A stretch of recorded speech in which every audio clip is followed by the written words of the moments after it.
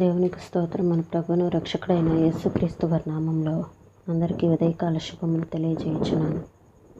ఈరోజు దేవుని వాగ్దానము ద్వితీయోపదేశకాండము 32వ అధ్యాయము 11-12 వచనాలు. పక్షిరాజు తన గూడు రేపి తన పిల్లలపైన అల్లాడుచు రెక్కలు చాపుకొని వాటిని పట్టుకొని తన రెక్కల మీద వాటిని మోయినట్లు యెహోవా వానిని నడిపించెను. యెహోవా మాత్రము వాని నడిపించెను. అన్యుల యొక్క దేవుళ్ళలో ఏ దేవుడైనను ఆయనతో కూడా ఉండలేదు. ఇక్కడ మనకు దేవుడు మనం ఏదైతే సౌకర్యంగా సేఫ్టీగా ఉంటాయి అని మనం కొన్నిటిని అనుకుంటామో వాటిని కొన్నిసార్లు దేవుడు మన నుండి దూరం చేస్తాడు. కొన్నిసార్లు మనకి సౌకర్యంగా ఉన్న వాటిని దేవుడు మన నుండి దూరం చేస్తాడు. ఎందుకంటే మనల్ని ఇంకా మెరుగైన క్రైస్తవునిగా తీర్చిదిద్దటానికి ప్రభు కొన్నిసార్లు మనకి శిక్షణ ఇస్తూ ఉంటారు. అలానే దేవుడు మన మీద కొన్నిసార్లు బరువుల్ని పెడతా ఉంటారు. అయితే మన మీద బరువుల్ని పెట్టిన దాని క్రింద ప్రభు యొక్క చెయ్యి మనతో ఉంటుందని మనం గ్రహించేలాగా ప్రభు మనకి సహాయం చేస్తూ ఉంటారు.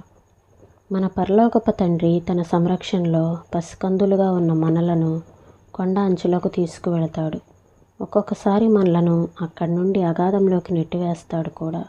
తద్వారా ఇంతవరకు మనం గ్రహించలేని ఎగిరే శక్తి మనకు ఉన్నదని గ్రహించాలి. ఈ శక్తిని మనం గ్రహించినప్పుడు ఇక జీవితాంతం హాయిగా దీనిని ఉపయోగించుకుంటాం.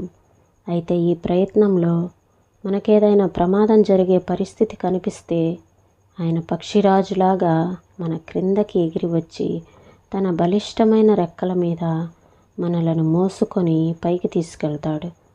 దేవుడు తన వాళ్లను కని విని ఎరుగని రీతిలో కష్టాల్లోకి నడిపించినప్పుడు ఆయనే తమను వాటి నుండి విడిపిస్తాడన్న నమ్మకంతో నిశ్చింతగా ఉండవచ్చు. దేవుడు నీ మీద ఏదన్నా బరువు పెడితే దాని క్రింద ఆయన చెయ్యి ఉంటుంది. ఒక బ్రహ్మాండమైన మర్రి చెట్టు క్రింద ఒక చిన్న మొక్క ఉంది. దానిపైన పరుచుకొని ఉన్న మర్రి చెట్టు నీడ గురించి ఆ మొక్క ఎంతో సంతోషిస్తూ ఉండేది. బలిష్ఠుడైన తన స్నేహితుడైన మర్రి చెట్టు తనకు ఇస్తున్న సంరక్షణ గురించి ఆ మొక్క మర్రి చెట్ల పట్ల కృతజ్ఞతతో ఉండేది. ఒక రోజున ఒక వ్యక్తి వచ్చి గొడ్డలితో గొప్ప మర్రి చెట్టును నరికేశాడు. ఆ చిన్న మొక్క విచారానికి అంతులేదు. అయ్యో, నా నీడ పోయిందే, ఇప్పుడిక పెనుగాలులు నా మీద బలంగా వేస్తాయి, తుఫానులు నన్ను పెళ్లగిస్తాయి అంటూ అది రోధించింది. ఆ మొక్కను అంటిపెట్టుకుని ఉన్న దేవదూత అంది, కాదు కాదు, ఇప్పుడు సూర్యరశ్మి నీ పైన ప్రసరిస్తుంది. వర్షపు చినుకులు నేరుగా ధారాళంగా కురుస్తాయి. మొక్కగానే ఉండిపోయిన నీ దేహం సౌష్ఠవాన్ని పుంజుకొని విరబూస్తుంది. నీ పూలు ఎండలో చిరునవ్వులు చిందిస్తాయి. నిన్ను చూసిన వాళ్ళంతా అంటారు, ఈ చిన్న మొక్క ఎంతలా ఎదిగిపోయింది. ఇప్పటిదాకా దానికి ఉన్న ఆశ్రయం నీడ తొలగిపోగానే అది ఎంత అందంగా నవనవలాడుతూ ఉంది. ఈ విధంగానే దేవుడు నీ సౌకర్యాలను నీకిష్టమైన కొన్నింటిని నీ నుండి దూరం చేయటం ద్వారా నిన్ను మరింత మెరుగైన క్రైస్తవునిగా తీర్చిదిద్దుతూ ఉంటాడు. దేవుడు తన సైనికులను యుద్ధరంగంలోకి కష్టసాధ్యమైన పనుల్లోకి పంపించటం ద్వారా శిక్షణ ఇస్తుంటాడు. మెత్తని పరుపులపై పడుకోబెట్టడం ద్వారా కాదు, ఆయన వారిని సెలయేర్లు దాటిస్తాడు, నదుల్ని ఈదిస్తాడు, పర్వతాలెక్కిస్తాడు. విచారమైన బరువైన సంచుల్ని వారి వీపులకు కట్టి దూర ప్రదేశాలకు నడిపిస్తూ ఉంటాడు. అంతేకాని వారికి తళతళలాడే యూనిఫారంలు వేసి క్యాంపు గేటు దగ్గరే చతికిలబడమని చెప్పడు. సైనికులంటే యుద్ధరంగంలో తమ వీరత్వాన్ని ప్రదర్శించవలసిన వాళ్ళు. శాంతికరమైన సమయాల్లో సైనికులు అవసరం లేదు.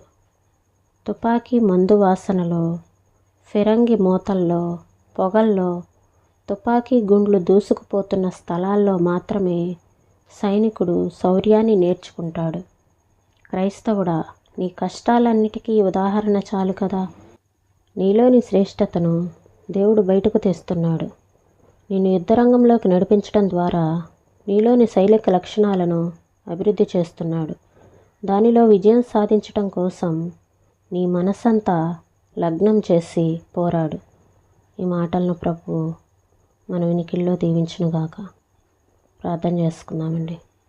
స్తోత్రం నాయనా, పరిశుద్ధుడా, ప్రేమ కలిగిన దేవా, మీకు వందనాలు ప్రభా. అయ్యా, మీ యొక్క సంరక్షణలో తండ్రి, మేము పసికందులుగా ఉన్నప్పుడు మమ్మల్ని కొండ అంచులకు తీసుకువెళ్తావు. అక్కడి నుండి మాకు అగాధంలోనికి మేము ఒకవేళ పడిపోతున్నట్లు మాకు అనిపించినట్లయితే మీరు మాతో ఉండి మమ్మల్ని నడిపిస్తారు ప్రభా.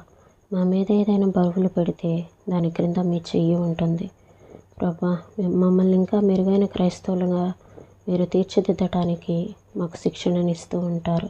మేము వాటిని గుర్తించడానికి సహాయం చేయండి. మా మీద ఉన్న విచారమైన బరువైన సంచుల్ని దేవా నా తండ్రి ఉన్నప్పుడు మేము బాధపడుతూ ఉంటాము. అయితే మమ్మల్ని నడిపించేది మీరే కనుక మేము ధైర్యం తెచ్చుకోవటానికి మాకు సహాయం చేయమని వేడుకొంచున్నాం ప్రభా. అయ్యా, మాకు నేర్పిస్తూ ఉన్నప్పుడు మేము నేర్చుకునేవారుగా మమ్మల్ని ఉంచండి ప్రభా. స్తోత్రంలో నాయన సహాయం చేయండి.